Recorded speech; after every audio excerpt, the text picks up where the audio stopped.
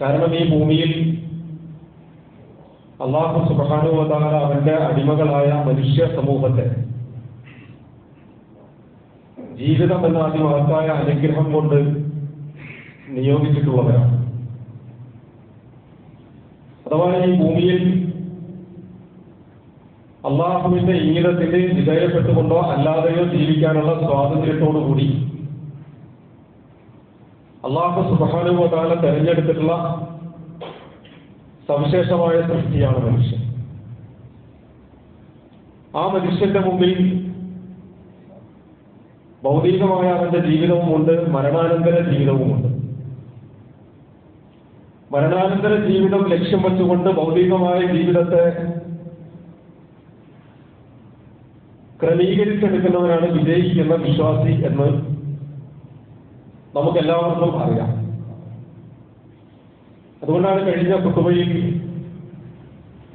മഹാനായ ഇമാം ഗസ്സാലി റഹ്മത്തുള്ളാഹി അലൈഹിയെ ഉദ്ധരിച്ചുകൊണ്ട്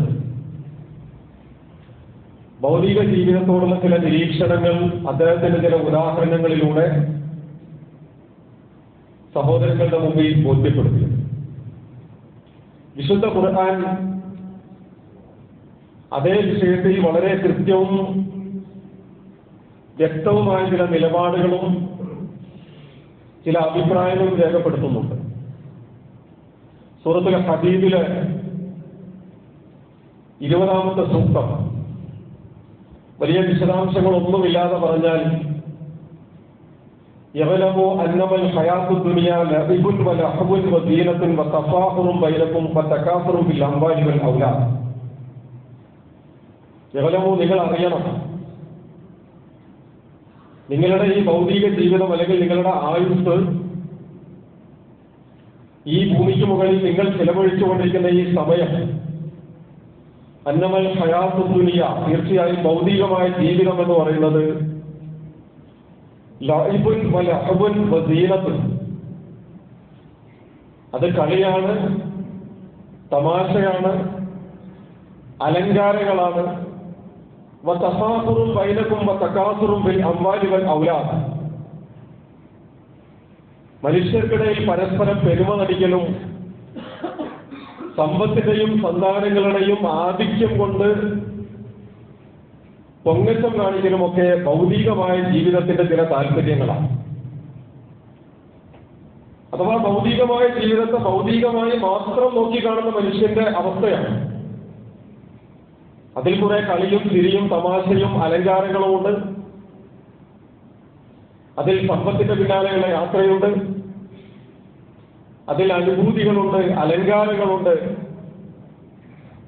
അതൊക്കെയും അതോടുകൂടി അവസാനിക്കുന്നു എന്നതാണ് ഭൗതിക ജീവിതത്തെ നിരീക്ഷിക്കുന്ന മനുഷ്യൻ. പക്ഷെ അതേസമയം അല്ലാഹു സുബ്ഹാനഹു വ തആല മനുഷ്യന്റെ മുമ്പിലേക്ക് പറഞ്ഞു വെക്കുന്ന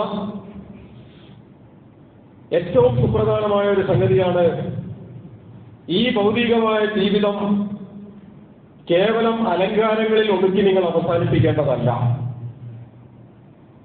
അത് നിങ്ങളുടെ ഒരു മുന്നൊരുക്കത്തിന്റെയും ചില ചവിട്ടുപടികളുമാണ് പാരത്രിക ജീവിതത്തിന്റെ വിജയത്തിലേക്ക് നിങ്ങളെ നയിക്കാനുള്ളതാണ്. ഞാൻ ഓതിവെച്ച സൂക്തം വിശുദ്ധ ഖുർആൻ സൂറത്തുൽ ബഖറയിൽ 208 മുതൽ 210 വരെയുള്ള ആയത്തുകളാണ്.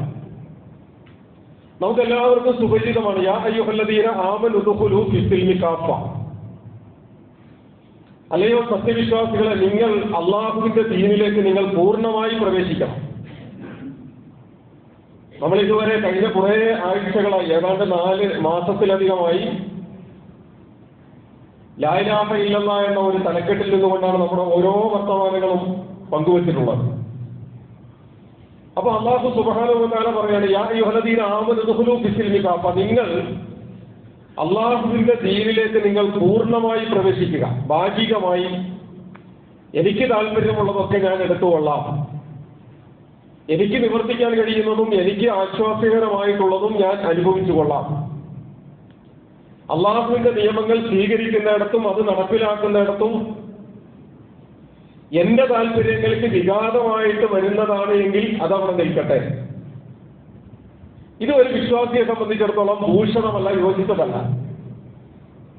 ഒരു വിശ്വാസിയെ സംബന്ധിച്ചിടത്തോളം അള്ളാഹുവിന്റെ ദീനിലേക്ക് അവൻ പൂർണ്ണമായി പ്രവേശിക്കുക. അങ്ങനെ പ്രവേശിക്കണമെങ്കിൽ വലാ തത്തബിഉ ഖുതുവാത്തി ശൈത്വാൻ, നിങ്ങൾ പിശാചിന്റെ കാലടികൾ പിന്തുടരരുത്. അപ്പൊ അള്ളാഹുവിന്റെ ദീനിലേക്ക് പൂർണ്ണമായി പ്രവേശിക്കണമെങ്കിൽ എന്താണ് നമ്മുടെ മുമ്പിലുള്ള മാർഗം? അള്ളാഹുവിന്റെ ദീനിലേക്ക് പൂർണ്ണമായി പ്രവേശിക്കണമെങ്കിൽ പിശാചിന്റെ കാലടികൾ പിന്തുടരരുത്. കാരണം ഇന്നഹു ലക്കും അദുവ്വുൻ മുബീൻ, നിങ്ങളുടെ വ്യക്തമായ ശത്രുവാണ് ഇബ്ലീസ്. അപ്പൊ രണ്ട് സുപ്രധാനമായ വസ്തുതകളെ വിശുദ്ധ ഖുർആൻ അവിടെ പങ്കുവെക്കുന്നുണ്ട്. നിങ്ങൾ അള്ളാഹുവിന്റെ ദീനിലേക്ക് പൂർണ്ണമായി പ്രവേശിക്കുക. ആ പ്രവേശനത്തിന് നിങ്ങളുടെ മുമ്പിൽ വിഘാതമായി നിൽക്കുന്ന ഏറ്റവും പ്രധാനപ്പെട്ട സംഗതി ഇബ്ലീസിന്റെ ചവിട്ടടികളെ, ഇബ്ലീസിന്റെ കാലടികളെ നിങ്ങൾ പിന്തുടരുന്നു എന്നുള്ളതാണ്. അത് പിന്തുടരാതിരുന്നാൽ നിങ്ങൾക്ക് അള്ളാഹുവിന്റെ ദീനിലേക്ക് പൂർണ്ണമായി പ്രവേശിക്കാം. കാരണം ഇബ്ലീസ് നിങ്ങളുടെ ശത്രുവാണ്. ഇബ്ലീസ് ശത്രുവാണ് എന്നറിയാത്ത ഏത് മനുഷ്യനാണ് നമുക്കിടയിലുള്ളത്? ഇബ്ലീസ് മനുഷ്യരെ വഴികേടിലാക്കുന്നു. ഇബ്ലീസ് അള്ളാഹുവിന്റെ മാർഗത്തിൽ നിന്ന് നിങ്ങളെ തെറ്റിച്ച് കളയുന്നു. ഇബ്ലീസ് ഈ ദുനിയാവിന്റെ പ്രമത്തതകളെ നിങ്ങളുടെ മുമ്പിൽ അലങ്കാരമായി കാണിച്ച് ആ അലങ്കാരങ്ങളുടെ പിന്നാലെ ഒരു മത്സര ബുദ്ധിയോടുകൂടി ഓടാൻ നിങ്ങളെ പ്രേരിപ്പിച്ച് അള്ളാഹുവിനെയും അള്ളാഹുവിന്റെ ദീനിന്റെയും കാര്യത്തിൽ നിങ്ങളെ അശ്രദ്ധരാക്കുന്നു. അവിടെയാണ് മർമ്മം. ഒരു കവിതയിൽ ചോദിക്കുന്ന പോലെ, എനിക്ക് എവിടെ വച്ചാണ് എന്നെ നഷ്ടപ്പെട്ടു പോയത്? എവിടെ വച്ചാണ് എന്നിലെ ദയാലുവായ മനുഷ്യൻ നഷ്ടപ്പെട്ടു പോയത്? എവിടെ വെച്ചാണ് എനിക്ക് മറ്റുള്ളവരോട് കാരുണ്യം തോന്നിയിരുന്ന കാരുണ്യവാനായ മനുഷ്യൻ നഷ്ടപ്പെട്ടു പോയത്? എവിടെ വെച്ചാണ് എന്നിൽ നിന്ന് ഞാൻ ചോർന്നു പോയത് എന്ന് ചോദിക്കുന്നുണ്ട്. എന്നതുപോലെ അള്ളാഹു സുബ്ഹാനഹു വ തആല നമ്മളോട് പറയുന്നുണ്ട്, നിങ്ങൾ അള്ളാഹുവിന്റെ ദീനിലേക്ക് പൂർണ്ണമായി പ്രവേശിക്കുക. ആ പൂർണ്ണമായി പ്രവേശിക്കുന്ന കാര്യത്തിൽ നിങ്ങൾക്ക് എന്തെങ്കിലും തടസ്സമുണ്ടെങ്കിൽ ആ തടസ്സത്തിന്റെ ഏറ്റവും പ്രധാനപ്പെട്ട സംഗതി നിങ്ങളുടെ ഭൗതികമായ ജീവിത താല്പര്യങ്ങളാണ്. ആ ഭൗതികമായ ജീവിത താല്പര്യങ്ങളെ നിങ്ങളുടെ മുമ്പിൽ ഇങ്ങനെ കൊട്ടിഘോഷിച്ച് കെട്ടുകാഴ്ചകൾ കൊണ്ട് നിങ്ങൾ അതിന്റെ പ്രവസ്ഥതയിലേക്ക് വശീകരിച്ചിട്ടുള്ളത് നിങ്ങളുടെ തികഞ്ഞ ശത്രുവായ ഇബ്ലീസാകുന്നു. അപ്പൊ ഇബ്ലീസിന് ദുനിയാവിന്റെ കാര്യത്തിൽ ഒരു കാഴ്ചപ്പാടുണ്ട്, അള്ളാഹുവിന് ദുനിയാവിന്റെ കാര്യത്തിൽ ഒരു കാഴ്ചപ്പാടുണ്ട്. അള്ളാഹുവിന് മനുഷ്യരുടെ കാര്യത്തിൽ ഒരു ആ കാഴ്ചപ്പാടിൽ നിന്ന് മനുഷ്യനെ തെറ്റിച്ച് കളയുന്ന, നമ്മൾ ആലോചിച്ച് നോക്കൂ, വിശുദ്ധ ഖുർആൻ ഏറ്റവും ആദ്യത്തിൽ പഠിപ്പിക്കുന്ന ഒരു പാഠമുണ്ട്. വൈദ അഖദ റബ്ബുക മിൻ ബനി ആദമ മിൻ ളുഹൂരിഹിം വഅശ്ഹദഹും അലാ അൻഫുസിഹിം. ആദം അലൈഹിസ്സലാത്തു വസ്സലാമിനെ സൃഷ്ടിക്കുന്ന അതേ സന്ദർഭത്തിൽ ഭൂമിയിലുള്ള മുഴുവൻ മനുഷ്യവംശത്തിന്റെയും സത്തയെ, ലോകാവസാനം വരെ ജനിക്കാനും ജീവിക്കാനുമുള്ള മുഴുവൻ മനുഷ്യവംശത്തിന്റെയും സത്തയെ നാം പുറത്തെടുത്തു. വഅശ്ഹദഹും അലാ അൻഫുസിഹിം, അവരെ അവരുടെ നഫ്സുകളോടുകൂടി നാം സാക്ഷിയാക്കി. എന്തിനാ സാക്ഷിയാക്കിയത്? വൈദ അഖദ റബ്ബുക, നിങ്ങളുടെ റബ്ബ്, നിന്റെ റബ്ബ് നിന്നിൽ നിന്ന് ഒരു കരാറ് സ്വീകരിച്ചതായിരുന്നു. എന്താണ് ആ കരാർ എന്ന് ചോദിച്ചാൽ അലസ്തു ബി റബ്ബിക്കും എന്നാണ്. ഒറ്റ ചോദ്യമാണ്, ഒറ്റ വാക്കിൽ. അലസ്തു ബി റബ്ബിക്കും വിശദീകരിച്ച് ഉത്തരം എഴുതാനുള്ളതല്ല, ഒറ്റ വാക്കിൽ ഉത്തരം എഴുതാനുള്ളതാണ്. നിങ്ങളെ കൊണ്ട് ഒരുപാട് ചുറ്റിക്കറങ്ങി വിശദീകരിച്ച് ഉത്തരം പറയിപ്പിച്ച് ആ ഉത്തരത്തിന്റെ അഴകും പിടിയും അതിന്റെ വിശാലമായ തലങ്ങളിലേക്ക് ഒന്നും പോകണ്ട. ഒറ്റ വാക്കിൽ പറയേണ്ട മറുപടിയുള്ളൂ, ഞാനല്ലേ നിങ്ങളുടെ റബ്ബ്. ആ ചോദ്യത്തിന് മനുഷ്യവംശം നൽകിയ മറുപടിയായിരുന്നു ബലാ ഷഹീദിന, തീർച്ചയായും ഞങ്ങൾ അതിന് സാക്ഷിയാണ്. ആ ഒറ്റ വാക്കിൽ കൊടുത്ത മറുപടി എത്രമാത്രം ഗൗരവപ്പെട്ട ഒരു കരാറാണ് സ്വന്തം രക്ഷിതാവുമായി ഞാനും നിങ്ങളും നടത്തിയിട്ടുള്ളത് എന്ന് ചോദിച്ചാൽ അലംഘനീയമായ, ലംഘിക്കാൻ സാധ്യമല്ലാത്ത അതിസൂക്ഷ്മമായ ഒരു കരാറാണ്. പക്ഷെ ആ കരാറിനെ കുറിച്ച് നമ്മൾ മറന്നു, അല്ലെങ്കിൽ ആ കരാറിനെ കുറിച്ച് നമ്മൾ അശ്രദ്ധരായി. ആ കരാറിന്റെ ഉത്തരവാദിത്തങ്ങളിൽ നിന്ന് തീർത്തും അലക്ഷ്യമായി നമ്മൾ മുന്നോട്ട് പോയി. എവിടെ വെച്ചാണ് നമ്മൾ അശ്രദ്ധരായത്, എവിടെ വെച്ചാണ് നമ്മൾ അലക്ഷ്യരായി മാറിയത് എന്ന് ചോദിച്ചാൽ നമ്മുടെ ആഗ്രഹങ്ങളുടെയും താല്പര്യങ്ങളുടെയും വേലിയേറ്റത്തിൽ നിന്നുകൊണ്ട് ഇബ്ലീസ് നമ്മളെ പടുകുഴിയിലേക്ക് നയിച്ചപ്പോഴാണ്. ഇനി നമ്മൾ ആലോചിച്ച് നോക്കിയിട്ടുണ്ടോ? അല്ലാഹു സുബ്ഹാനഹു വ തആല ഒരുപാട് പ്രവാചകന്മാരെ നമുക്ക് മുമ്പിലേക്ക് നിയോഗിച്ചു. ആ പ്രവാചകന്മാരുടെ അധ്യാപനങ്ങളെ മനുഷ്യ സമൂഹത്തെ പഠിപ്പിച്ചു. എന്നിട്ട് ആ പഠിപ്പിച്ച അധ്യാപനങ്ങളിൽ ഉടനീളം നിങ്ങൾ വായിക്കുക. എന്താണ് നിങ്ങൾ വായിക്കേണ്ടത്? അള്ളാഹുവിന്റെ ആയത്തുകളാണ്. ഈ പ്രപഞ്ചത്തിലെ ഓരോ ദൃഷ്ടാന്തങ്ങളെയും നിങ്ങൾ വായിക്കണം. ആ വായിച്ചതിലൂടെ നിങ്ങൾ നിങ്ങളുടെ റബ്ബിനെ ലാ ഇലാഹ ഇല്ലല്ലാഹ് എന്ന് പറയുന്നതിനെ നിങ്ങൾ ആവാഹിച്ചെടുക്കണം. നിങ്ങൾക്ക് പഠിക്കാൻ കഴിയാത്ത, നിങ്ങൾക്ക് കാണാൻ കഴിയാത്ത, അനുഭവിക്കാൻ കഴിയാത്ത, തിരിച്ചറിയാൻ കഴിയാത്ത ഏതെങ്കിലും ആയത്തുകൾ നിങ്ങളുടെ ചുറ്റുപാടുമുണ്ടോ? ഈ ആയത്തുകളെയും അള്ളാഹുവിന്റെ വ്യക്തമായ ദൃഷ്ടാന്തങ്ങളെയും നിങ്ങളുടെ മുമ്പിൽ നൽകിയതിനു ശേഷം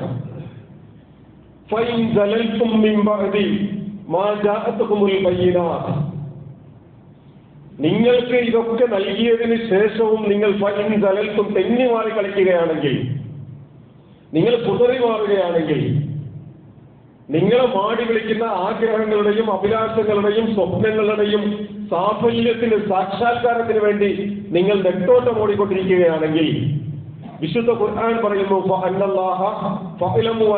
അസീസുൻ ഹകീം, നിങ്ങൾ അറിഞ്ഞോളൂ, അല്ലാഹു സുബ്ഹാനഹു വ തആല പ്രതാപവാനാണ്. നിങ്ങളില്ല എന്ന് കരുതി അള്ളാഹുവിന്റെ പ്രതാപത്തിന് വല്ല കോട്ടവും സംഭവിക്കുന്നുണ്ടോ?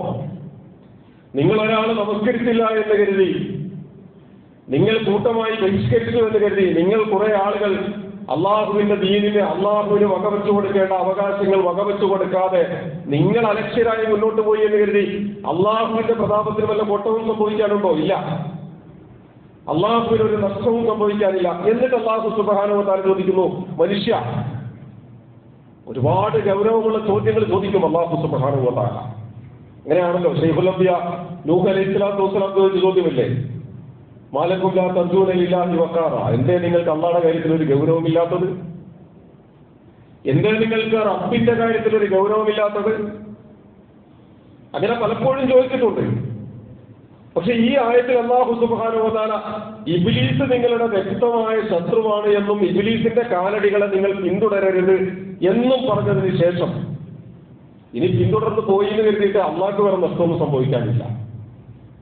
എന്നിട്ട് അള്ളാഹ് ചോദിക്കുകയാണ്, മനുഷ്യ, ഹൽ യൻദുറൂന ഇലാ അയ്യഅതിയഹുമുല്ലാഹു ഫീ ദുലലിൻ മിനൽ അമാമി വൽ മലായിക, നിങ്ങൾ ഇനി എന്താ പ്രതീക്ഷിച്ചുകൊണ്ടിരിക്കുന്നത്? അല്ലാഹു സുബ്ഹാനഹു വ തആല ആകാശത്തു നിന്ന് മേഘക്കുടയും ചൂടി അള്ളാഹുവിന്റെ മലക്കുകളോടൊപ്പം ഇറങ്ങി വരണമെന്നാണോ നിങ്ങൾ പ്രതീക്ഷിക്കുന്നത്? ആ ചോദ്യത്തിന്റെ കാവ്യഭംഗിയും ആക്ഷേപവും നമ്മൾ ആലോചിച്ച് അതിലൊരു ഭംഗിയുണ്ട്. നിങ്ങളെന്താ പ്രതീക്ഷിക്കുന്നത്? നിങ്ങളെന്താണ് ആഗ്രഹിച്ചുകൊണ്ടിരിക്കുന്നത്? നിങ്ങൾ ആഗ്രഹിക്കുന്നത് ആകാശത്ത് നിന്ന് അല്ലാഹു സുബ്ഹാനഹു വ തആല അയ്യഅതിയഹുമുല്ലാഹു ഫീ ദുലലിൻ മിനൽ ഗമാം, മേഘക്കുടയും കൂടി അല്ലാഹു ഇറങ്ങി വരുമെന്ന് നിങ്ങൾ പ്രതീക്ഷിക്കുന്നുണ്ടോ? നിങ്ങളെ നേരെയാക്കാൻ ആ മേഘക്കുടയും കൂടി അല്ലാഹു ഇറങ്ങി വരുമ്പോ വൽ മലായിക, അള്ളാഹുവിന്റെ മലക്കുകളോടൊപ്പം ഇറങ്ങി വന്നിട്ട് വഖുലിയെല്ലാം അള്ളാഹു കാര്യം നടത്തുമെന്നാണോ നിങ്ങൾ വിചാരിച്ചത്? എന്നിട്ട് നന്നായിക്കൊള്ളാമെന്നാണോ നിങ്ങൾ പ്രതീക്ഷിച്ചുകൊണ്ടിരിക്കുന്നത്?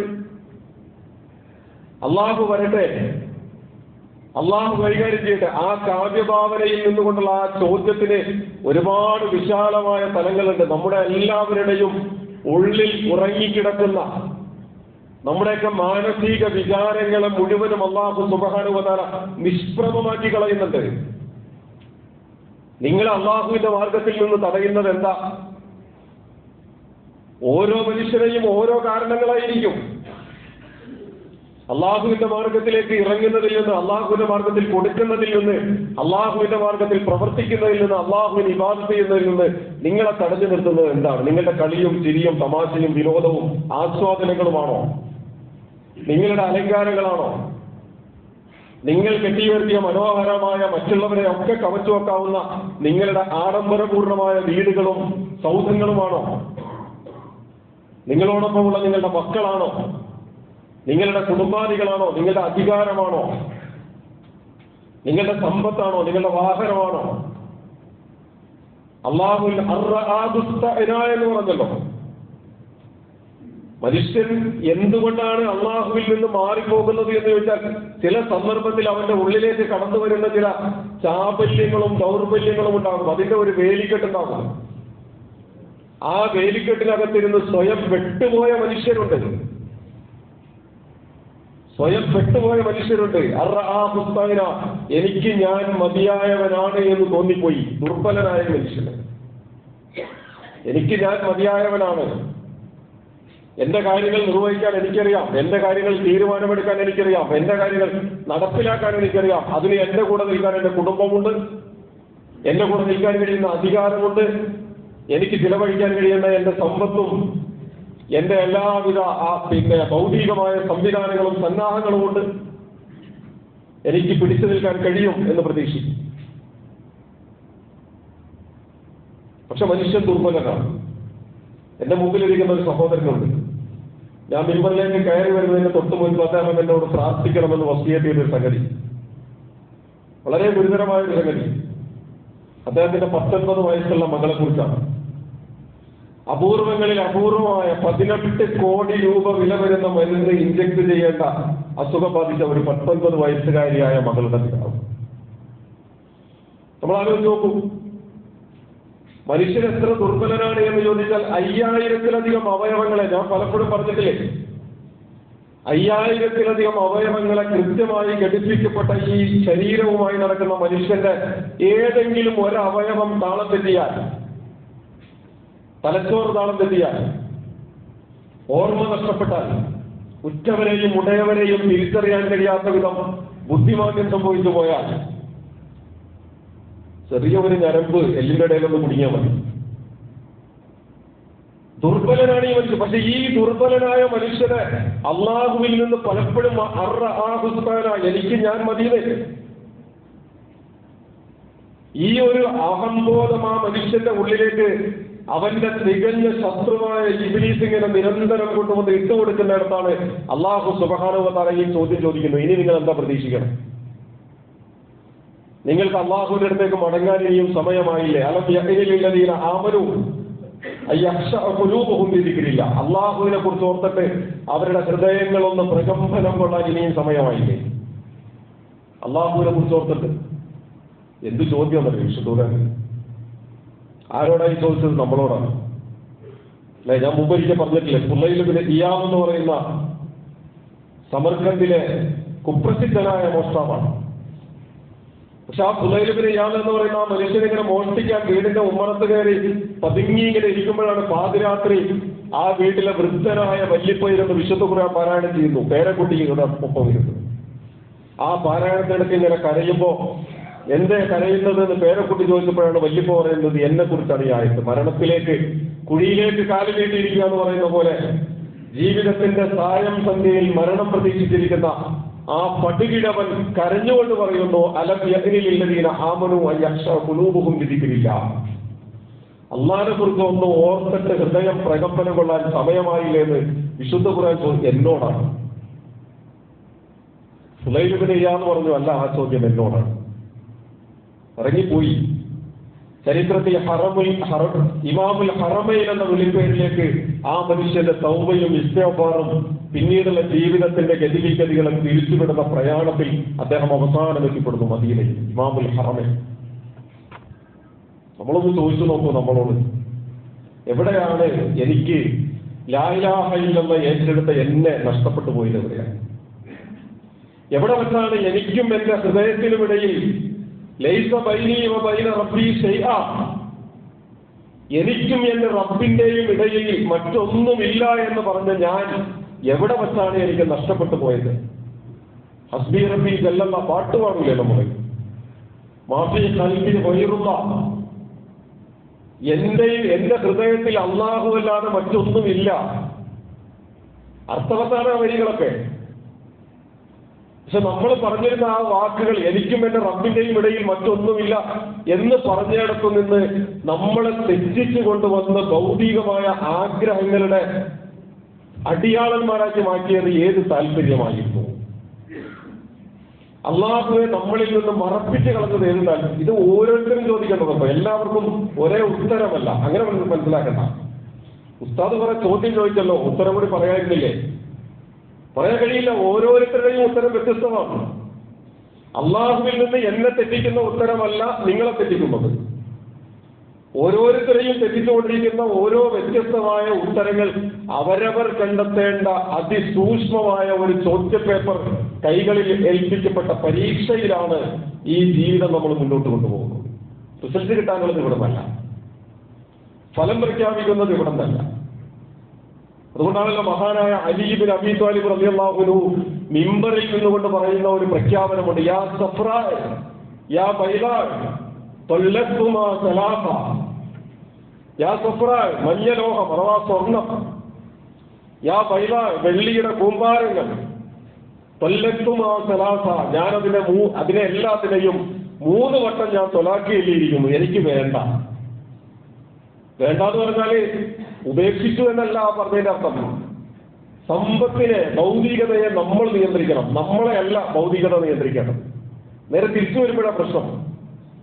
ഭൗതിക ജീവിതത്തെ നമ്മൾ നിയന്ത്രിക്കണം. നമ്മളെ ഭൗതിക ജീവിതം നിയന്ത്രിക്കാൻ തുടങ്ങിക്കഴിഞ്ഞാൽ നമ്മൾ അള്ളാഹുവിന്റെ മാർഗത്തിൽ നിന്ന് പിന്നെ വഴി മാറി. പിന്നെ നമ്മൾ ആരുടെ മാർഗത്തിലാണ് പോകുന്നതെന്ന് വെച്ചാൽ ഭൗതികമായ ഈ താല്പര്യങ്ങൾ നമ്മുടെ ഉള്ളിൽ ഇങ്ങനെ നട്ട് മുളപ്പിച്ചുകൊണ്ടിരിക്കുന്ന. അതുകൊണ്ടാണ് ഞാൻ നേരത്തെ ആദ്യം ഓതി വെച്ച സൂറത്തുൽ ഹദീദിലെ 20-ാമത്തെ സൂക്തത്തിൽ അല്ലാഹു സുബ്ഹാനഹു വ തആല പറയുന്നത് ഭൗതിക ജീവിതം എന്ന് പറഞ്ഞാൽ ഒരു കർഷകൻ കൃഷിഭൂമിയിൽ വിത്ത് നട്ടതുപോലെയാണ്. ആ വിത്തുകൾ ഇങ്ങനെ മുളച്ചു പൊന്തുമ്പോ ആ മുള പൊങ്ങുന്നത് ഇങ്ങനെ കണ്ട് അവന്റെ കൺകുളിർമയോട് കൂടിയിട്ട് അവനിങ്ങനെ അത് ആസ്വദിക്കും. പക്ഷെ അതിന്റെ അവസാനം അത് മുസ്ഫറ, അത് വൈക്കോലായി മാറിപ്പോകും, ഒന്നുമല്ലാതായി മാറിപ്പോകുന്നത്. ഇത്രയുള്ളൂ ഭൗതികത എന്ന് പറയുന്നത്. അപ്പൊ അതുകൊണ്ടാണ് അലി ഇബ്നു അബീ ത്വാലിബ് റളിയല്ലാഹു അൻഹു എന്ന് പറയുന്നത് യാ സഫ്രാ യാ ബൈദാ തൊല്ലത്തുമാ സലാസ. അല്ലയോ വെള്ളിലോഹമേ മഞ്ഞലോഹമേ ഞാൻ നിന്നെ തൊലാക്കി, എനിക്ക് ഈ ഭൗതികത എന്നെ കീഴ്പ്പെടുത്തില്ല. അദ്ദേഹം പറയുന്നത് അതൊരു പാമ്പിന്റെ പുറം പോലെയാണ്, നല്ല മിനുസമാണ്. നമുക്ക് വേണമെങ്കിൽ ഒന്ന് തൊട്ടു നോക്കിയാൽ കൗതുകമൊക്കെ തോന്നും. ആ പാമ്പിന്റെ പുറത്ത് ഇങ്ങനെ സ്പർശിച്ചു പോയി അവസാനം അതിന്റെ തലയിലേക്ക് എത്തുമ്പോഴാണ് ആ പാമ്പിന് ഉഗ്ര വിഷമുണ്ടെന്നും അത് നമ്മളെ സ്പർശിച്ചാൽ അത് നമ്മളെ സ്പർശിക്കുന്നതോടുകൂടി നമ്മൾ മരിച്ചു പോകുമെന്നും നമ്മൾ തിരിച്ചറിയാം. ഭൗതിക ജീവിതം അങ്ങനെയാണ്. അള്ളാഹുവിൽ നിന്ന് അള്ളാഹുവിലേക്ക് അടുപ്പിക്കുന്ന മരണാനന്തര ജീവിതത്തിന്റെ വിജയങ്ങളെ കുറിച്ച് ഒരു വിശ്വാസി കാണേണ്ട സ്വപ്നങ്ങളെ കുറിച്ച് അവനെ മറപ്പിക്കണം. സ്വപ്നങ്ങൾ മറക്കാൻ പാടില്ല. സ്വപ്നങ്ങൾ മറക്കാൻ പാടില്ല. പാരത്രിക ജീവിതത്തിന്റെ വിജയം അള്ളാഹുവിന്റെ മുമ്പിൽ വിജയശ്രീലാളിതരായി അള്ളാഹുവിന്റെ റസൂൽ സല്ലല്ലാഹു അലൈഹി വസല്ലമയുടെ കൈകളിൽ നിന്ന് ഹൗദുൽ കൗസറിലെ പാനീയം കുടിച്ച് ചിരിച്ച് സലാം പറഞ്ഞ് അള്ളാഹുവിന്റെ മലക്കുകളോട് അഭിവാദ്യം പറഞ്ഞ് ഇതാ നമ്മുടെ റബ്ബ് നമ്മളോട് വാഗ്ദാനം ചെയ്ത് സ്വർഗം എത്തിയിരിക്കുന്നു, നമുക്ക് ഇഷ്ടമുള്ളിടത്ത് താമസിക്കാമെന്ന് പരസ്പരം പറയുന്ന വിശ്വാസികളെ കുറിച്ച് വിശുദ്ധ ഖുർആൻ പറഞ്ഞില്ലേ? ഇതല്ലേ നമ്മുടെ സ്വപ്നം? വേറെന്തെങ്കിലും സ്വപ്നമുണ്ടോ? മരണാനന്തരം എത്തിപ്പെടേണ്ട വേറെ എന്തെങ്കിലും സ്വപ്നം എന്റെ മുമ്പിലിരിക്കുന്ന ഏതെങ്കിലും സഹോദരങ്ങൾ കൊണ്ടു നടക്കുന്നവരാണോ? ഒരാൾക്കും വേറെ സ്വപ്നം ഇല്ല, ഉണ്ടാകാനും പാടില്ല. വേറെ ഒരു സ്വപ്നവുമായിട്ട് ഒരു മനുഷ്യൻ ലാ ഇലാഹ ഇല്ലല്ലാഹ് പറഞ്ഞ് 5 നേരം നമസ്കരിച്ച് നോമ്പെടുത്ത് സക്കാത്ത് കൊടുത്ത് ആരാധനകൾ അർപ്പിച്ച് മുന്നോട്ട് പോകുന്ന മനുഷ്യൻ വേറെ ഒരു സ്വപ്നം അവന്റെ ഉള്ളിൽ ഒളിപ്പിച്ചിട്ടുണ്ടെങ്കിൽ ആ പറഞ്ഞതിന്റെ അർത്ഥം അവന്റെ ഉള്ളിൽ ലാ ഇലാഹ ഇല്ലല്ലാഹ് എന്നാണ്, ഇല്ല എന്നാണ്. നേരെ മറിച്ച് ലാ ഇലാഹ ഇല്ലല്ലാഹ് ഒരു മനുഷ്യന്റെ ഉള്ളിലുണ്ട് എങ്കിൽ അവൻ നിരന്തരം പറഞ്ഞുകൊണ്ടിരിക്കുന്ന അഊദു ബില്ലാഹി മിനശ് ശൈത്വാനിർ റജീം, ശപിക്കപ്പെട്ട എന്നെ തെറ്റായ മാർഗത്തിലേക്ക് നയിക്കുന്ന എന്റെ മാർഗങ്ങളിൽ നിന്ന് വഴിതെറ്റിച്ച് കളയാവുന്ന ഇബ്ലീസിൽ നിന്ന് അള്ളാഹുവിനോട് ഞാൻ അഭയം തേടുന്നു എന്ന് നിരന്തരം പറയുന്നതിന് പിന്നിലൊരു താല്പര്യമില്ലേ? ഞാൻ എന്റെ ശത്രുവിനെ തിരിച്ചറിയുന്നു, ഞാൻ എന്റെ ലക്ഷ്യം തിരിച്ചറിയുന്നു. ഞാൻ എന്റെ ശത്രുവിനെ തിരിച്ചറിയുന്നു എന്ന് പറഞ്ഞാൽ ആ ശത്രുവിനെ കീഴ്പ്പെടുത്താനുള്ള ബോധപൂർവമായ എല്ലാ മാർഗങ്ങളും ഞാൻ അവലംബിക്കേണ്ടിയിരിക്കുന്നു. എനിക്ക് അസുഖമുണ്ട് എന്ന് ഞാൻ തിരിച്ചറിഞ്ഞാൽ, ഞാൻ രോഗിയാണ് എന്ന് ഞാൻ തിരിച്ചറിഞ്ഞാൽ ഞാൻ ചെയ്യേണ്ട പണി എന്താ? ആ രോഗത്തിന്റെ അണുക്കളെ എന്റെ ശരീരത്തിൽ നിന്ന് ഇല്ലാതാക്കാൻ കഴിയുന്ന മരുന്ന് ഞാൻ സേവിക്കേണ്ടതുണ്ട്. ആ മരുന്ന് എവിടെ നിന്നാ കിട്ടുക? ഏതെങ്കിലും പെട്ടിക്കടയിൽ കിട്ടുന്ന സാധനമല്ലല്ലോ. അല്ലെങ്കിൽ ഏതെങ്കിലും ഒരു വഴിപോക്കൻ പറഞ്ഞ അഭിപ്രായത്തിന്റെ പേരിൽ കയറിയിട്ട് മെഡിക്കൽ ഷോപ്പിൽ കയറി മരുന്ന് വാങ്ങി നമ്മളാരെങ്കിലും മരുന്ന് കഴിക്കുമോ? ഏതെങ്കിലും ഒരു വഴിപോക്കൻ പോകട്ടെ, ഒരു സുഹൃത്ത് പറഞ്ഞ മരുന്നാണെങ്കിൽ പോലും ഒരു മെഡിക്കൽ ഷോപ്പിൽ കയറി നമ്മൾ കഴിക്കണം, മരുന്ന് വാങ്ങി കഴിക്കണമെങ്കിൽ നമുക്ക് വിശ്വാസയോഗ്യനായ ഒരു ഡോക്ടറുടെ അടുക്കൽ നിന്നുള്ള ഒരു കറക്റ്റ് ഒപ്പീനിയൻ നമുക്ക് കിട്ടേണ്ടതുണ്ട്. അപ്പൊ യഥാർത്ഥത്തിൽ നമ്മുടെ ഉള്ളിൽ ഇബ്ലീസ് കുടിയിരിപ്പുണ്ട് എങ്കിൽ ആ ഇബ്ലീസിനെ തുരത്താനുള്ള മരുന്ന് നമ്മൾ അവിടെ നിന്ന് വാങ്ങണം. ആ മരുന്ന് വാങ്ങാനും അത് കണ്ടെത്താനുമുള്ള ഒരേ ഒരു പ്രിസ്ക്രിപ്ഷൻ എന്ന് പറയുന്നത് അള്ളാഹുവും അള്ളാഹുവിന്റെ റസൂലും നമ്മളെ പഠിപ്പിച്ച പാഠങ്ങളുടെ ഉള്ളറകളിൽ മാത്രമാണ്. അത് ആ പാഠങ്ങളുടെ പുറത്തല്ല, അത് പുറമേ ഇരിക്കുന്നതല്ല. ഒരു തേങ്ങയുടെ ചിരട്ട പോലെ അതിന്റെ പുറംഭാഗമല്ല നമുക്ക് ഉപയോഗിക്കാനുള്ളത്, അതിന്റെ ഉള്ളിലുള്ള കാമ്പാണ് നമുക്ക് ഉപയോഗിക്കാനുള്ളത്. ആ കാമ്പ് യഥാർത്ഥത്തിൽ വിശ്വാസിയെ സംബന്ധിച്ചിടത്തോളം അവന്റെ ജീവിതത്തിന്റെ സകലമായ പ്രശ്നങ്ങളിൽ നിന്നും അവനെ കയറ്റാനുള്ള, കൈപിടിച്ച് ഉയർത്തിക്കൊണ്ടുവരാനുള്ള ലാ ഇലാഹ ഇല്ലല്ലയുടെ മറുമരുന്നാണ്. ആ മറുമരുന്ന് ഒരു മനുഷ്യനിലേക്ക് കിട്ടിക്കഴിഞ്ഞാൽ അവന് ധൈര്യമായിട്ട് പ്രഖ്യാപിക്കാം, ലൈസ ബൈനി വ ബൈന റബ്ബി ശൈഅ, എനിക്കും എന്റെ റബ്ബിന്റെയും ഇടയിൽ വേറൊന്നുമില്ല. എനിക്കെന്റെ റബ്ബിനോട് കറകളഞ്ഞ ഇഷ്ടമുണ്ട് എങ്കിൽ എന്റെ റബ്ബും കറകളഞ്ഞ ഇഷ്ടത്തോടുകൂടി എന്നെ സ്നേഹിക്കും. എനിക്ക് എന്റെ റബ്ബിനെ കണ്ടുമുട്ടണമെന്ന് ഞാൻ അതിയായി ആഗ്രഹിക്കുന്നു, സന്തോഷത്തോടു കൂടി കണ്ടുമുട്ടണമെന്ന്. എങ്കിൽ സന്തോഷത്തോടു കൂടി കണ്ടുമുട്ടാൻ അള്ളാഹു ആഗ്രഹിക്കുന്നവരുടെ കൂട്ടത്തിൽ ഞാനുമുണ്ട്. ഞാൻ മരണാനന്തര ജീവിതത്തിന്റെ വിജയങ്ങളെയും എനിക്ക് ലഭ്യമാകാനുള്ള സ്വപ്ന സാക്ഷാത്കാരമായ സ്വർഗത്തെയും ഞാൻ മുന്നിൽ കാണുന്നു. എങ്കിൽ ആ മുന്നിൽ കാണുന്ന വഴിയിലേക്ക് പോകണം, ആ സ്വപ്നം കാണുന്ന വഴിയിലേക്ക് തന്നെ സഞ്ചരിക്കണം. മറ്റൊരു വഴിയിലേക്ക് പോയിട്ട് ചാടിക്കടക്കാം എന്ന് ധരിക്കേണ്ടതില്ല. ആ ചാടിക്കടക്കലും എളുപ്പവിദ്യയും നിങ്ങൾ ഇന്നത്തെ നിങ്ങൾ പരിശ്രമിച്ച്, നിങ്ങൾ തികഞ്ഞ പരിശ്രമശാലികളായി ഓരോ ചുവടുകളും മുന്നോട്ട് വെച്ച് നിങ്ങളുടെ റബ്ബിനെ കണ്ടുമുട്ടാനുള്ളവരാണ്. ഇതാണ് വിശുദ്ധ ഖുർആന്റെ നിലപാട്. നിങ്ങൾ ദുനിയാവിനെ കൈവെള്ളയിൽ ഇങ്ങനെ ചുമന്നുകൊണ്ട് നടക്കേണ്ടതില്ല. ദുനിയാവിനെ നിങ്ങൾ നിയന്ത്രിക്കണം, നിങ്ങളെ ദുനിയാവ് ഇതാണ് അള്ളാഹു നമ്മളോട് പറയുന്നത്. നമ്മളെ ദുനിയാവ് നിയന്ത്രിക്കാൻ തുടങ്ങിയാൽ നേരത്തെ ഞാൻ പറഞ്ഞ എല്ലാ തലങ്ങളിൽ നിന്നും അള്ളാഹുവിലേക്ക് എത്തിച്ചേരാനുള്ള എല്ലാ തലങ്ങളിൽ നിന്നും പതുക്കെ നമ്മൾ വിസ്മരിച്ചു പോകും. അശ്രദ്ധയിലേക്ക് കൊണ്ടുപോകാൻ നമ്മളെ അശ്രദ്ധയിലേക്ക് എത്ര കൊണ്ടുപോകാൻ കഴിയുമോ അതാണ് ഇബ്ലീസിന്റെ വിജയം എന്ന സഹോദരങ്ങൾ തിരിച്ചറിയേണ്ടതുണ്ട്. അള്ളാഹു സുബ്ഹാനഹു വ തആല നമ്മെ അനുഗ്രഹിക്കുമാറാകട്ടെ. അള്ളാഹുവിന്റെ ഇംഗിതത്തിന് വിധേയമായി ജീവിതത്തെ ക്രമീകരിക്കാൻ കഴിയുന്ന, ഇബ്ലീസിനെ പരാജയപ്പെടുത്താൻ കഴിയുന്ന, അങ്ങനെ വിജയിക്കാൻ കഴിയുന്ന സ്വാലിഹീങ്ങളായ അടിമകളുടെ കൂട്ടത്തിൽ അർഹമുർ റഹീമായ നാഥൻ നമ്മെ ചേർക്കുമാറാകട്ടെ.